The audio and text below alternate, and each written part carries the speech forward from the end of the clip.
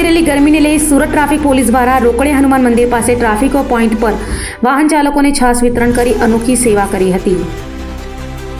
સુરતમાં વધી રહેલી ગરમીને લઈ ટ્રાફિક પોલીસ દ્વારા બપોરે 1 થી 4 વાગ્યા સુધી સિગ્નલો બંધ રાખવાનો નિર્ણય કરાયો છે। ત્યારે ટ્રાફિક પોઈન્ટ પર ઊભા રહેતા વાહન ચાલકોને રાહદારીઓને ગરમીથી રાહત આપવા માટે ટ્રાફિક ડીસીપી પન્ના મોમાયાની હાજરીમાં રોકડે હનુમાન મંદિર પાસે ટ્રાફિક પોઈન્ટ પર છાશનું વિતરણ કરવામાં આવ્યું હતું।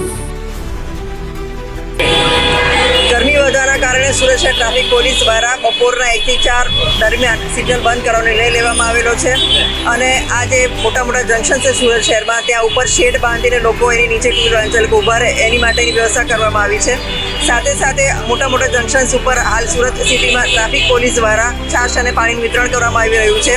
જે મોટી મજૂરી કરીને જઈ રહ્યા છે, સાયકલ ખેંચીને જઈ રહ્યા છે, ટુ વ્હીલવાળા ચાલકો છે, તેમજ ચાલતા રાહદારીઓને આ છાશ અને પાણી વિતરણ કરી અને તેમને ગરમીથી બચવા માટે સહાયરૂપ થઈ રહ્યા છીએ। સુરત શહેરની જનતાને એટલો જ મેસેજ આપીએ છીએ કે ટ્રાફિકના નિયમોનું પાલન કરો અને ટ્રાફિક પોલીસને તમામ પ્રકારનો નિયમ પાલન માટે સહકાર આપો।